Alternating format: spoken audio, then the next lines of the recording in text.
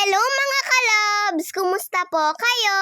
Late post ko na po pala itong video ko na to mga kalabs. Ganap pa nga po ito nung 25 ng gabi. At ngayon ko nga lang po maiipost ito mga kalabs. Sumama po pala ako sa kanila mama at papa dahil bibili po kami ng pang-exchange gift namin. Magkakaroon po kasi kami ng Christmas party dito sa compound namin mga kalabs. Kami nga lang din pong magpapamilya. Dito na nga lang po kami sa Unitap bibili ng mga pangregalo. Nagpark na nga din po kami ng motor para makapasok na rin po kami. Pero bago nga po kami pumasok ay magsi-CR daw muna si Papa. At nung natapos na nga pong nag-CR si Papa, eto nga't papasok na rin po kami sa loob ng groceries. Pagpasok nga po namin ay kumuha po kami ni Papa ng tray para po paglagyan ng mga bibilhin namin. Eto na nga lang pong hila-hila ang kinuha namin para hindi na rin po ako mahirapan sa pagbitbit.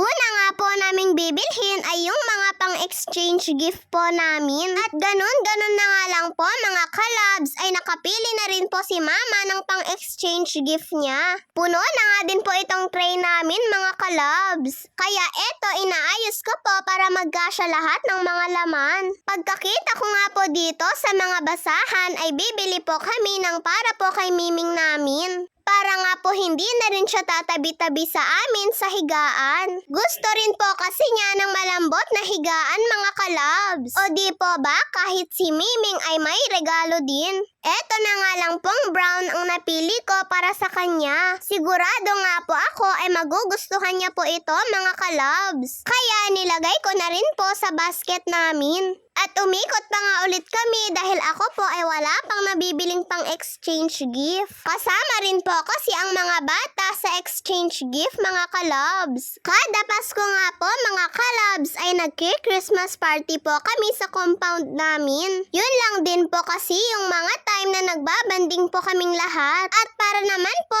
maging masaya ang Pasko namin, dito nga po ako banda sa may mga school supplies. Dito nga po ako pipili ng mga pwede ko pong pangregalo. Unisex po pala ang pipiliin ko pong pangregalo mga kalabs. Yung pwede po sa pangbabae at lalaki. Dahil number na nga lang po ang pagbubunutan namin. Dito nga po banda yung pinakagusto ko pong part. Yung marami nga pong storybook at pwede pong basahin. Hindi nga po ako makapili kung ano po yung pangregalo ko. Napakadami rin po kasi akong nakikita mga kalabs. Kaya hindi nga po ako makapag-decide kung alin dito.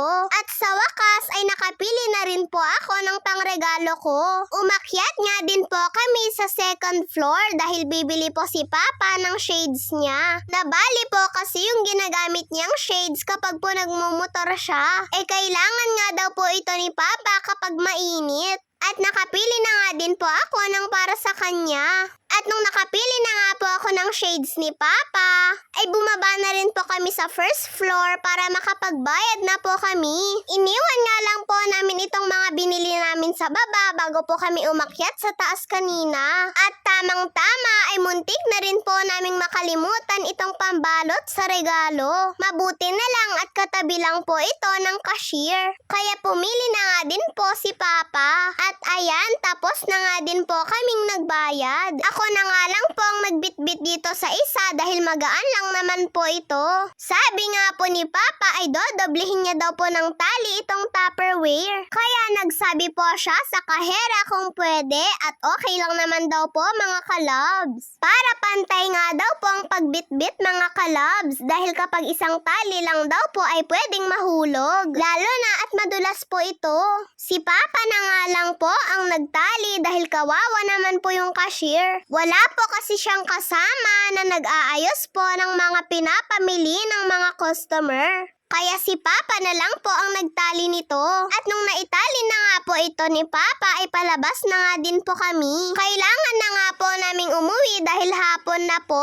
Magluluto pa po kasi si Mama ng pang-share po namin sa Christmas party. At pagka-uwi nga po namin si Ate Rica at yung tita ko na lang pong nagbalot ng mga pang-gift namin. Wala na rin po kasing time si Mama dahil nagluluto pa po siya. 2 tray ng palabok po pala ang share ni Mama sa Christmas party. At siguradong magugustuhan naman po nila to mga kalabs. Pagkatapos nga pong maghanda ni Mama ng pang-share namin at tapos na rin pong ibalot ni Ate Rica ito pong mga pangregalo namin, ay dinala na po namin ito sa venue. Dito nga po gaganapin sa kanila tita ko yung Christmas party namin. Dahil bago pa nga po nila ito pinagplanuhan ay dito na po talaga sa kanila ito gaganapin. Nung lahat na nga po ay nakapagdala ng regalo ay ninanamberan na po nila ito. Dahil bunutan nga po ang mangyayari mga kalabs. At nakapagdala na nga din po kaming lahat ng mga pagkain. Pagkatapos nga po nilang numberan yung mga regalo ay kakain na rin po kami. Pero bago nga po kami kakain ay magpe-pray po muna kami mga kalabs. Dahil kailangan nga po nating magpasalamat kay Lord para po sa mga blessings na binigay niya sa atin. Si Tita Manelda po pala ang nag-lead ng prayer. At kinantahan nga din po namin siya ng happy birthday. Dahil birthday niya din po nung 25 mga kalabs. At pagkatapos nun, syempre kainan na. Napakasarap nga po ng mga handa namin mga kalabs kahit puro pansit po ito.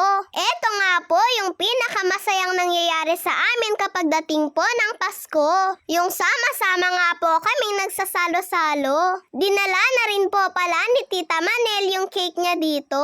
Dahil sakto nga din pong birthday niya. At si Tita Melody na nga din po ang naghati-hati ng cake. At pagkatapos nga po namin kumain ay nagpalaro na nga din po sila. Ang una nga po nilang pinalaro ay group yourself. Kaya lang mga kalabs ay hindi po ako nanalo sa larong ito. At pagkatapos hulugan naman po ng pera at kailangan bibig po ang makakasalo. Okay, ready na.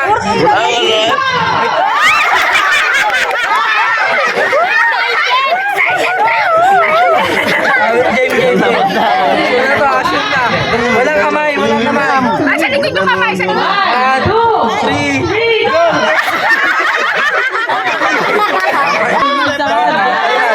Kailangan labi. Go!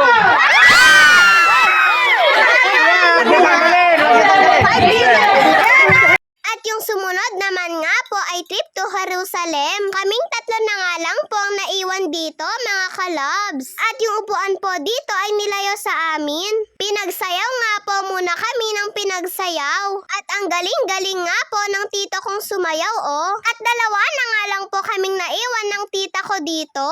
At nung nag-stop na nga po yung tugtog ay naunahan niya nga po akong umupo sa upuan. Pero kahit ganun ay may premyo pa daw po ako mga kalabs. Binigyan nga po ako netong chocolates at 20 pesos. Sumunod naman nga po mga kalabs ay yung mga matatandang naglaro. Wala, tama na, isa lang. Okay. Dalawa, pagkaganda. Kaya, para sa litan. Sa next round. Okay. 1, 2, 3, go!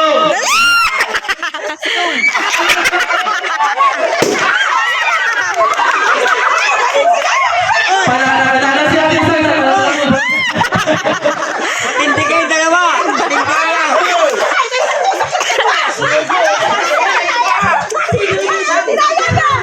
One, two, three, go!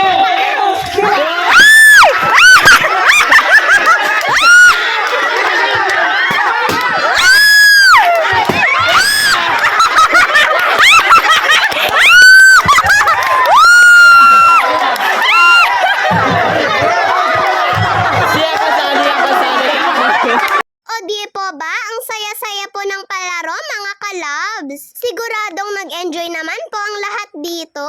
At pagkatapos nga po ng palaro namin ay bigayan naman po ng mga regalo. Mga matatanda nga po muna yung inunang magbigayan ng regalo. Dahil nakabukod nga po yung sa aming mga bata. Ito nga po yung exciting part, yung palitan ng mga regalo mga kalabs. At nung naibigay na nga po lahat ng mga regalo ng matatanda ay kami naman po ang sumunod. Medyas po pala ang na-receive ko pong regalo mga kalabs. Okay nga lang po na medyas yung na-receive ko dahil taglamig naman po ngayon. At siguradong magagamit ko naman po ito. Eto nga pong regalo ni Mama ay ako na lang po ang nagbukas. Mga pinggan po palang nabunot ni Mama na regalo. Merry Christmas at advance Happy New Year po sa ating lahat mga kalabs! Mag-iingat po kayo palagi. God bless to all. Bye-bye po!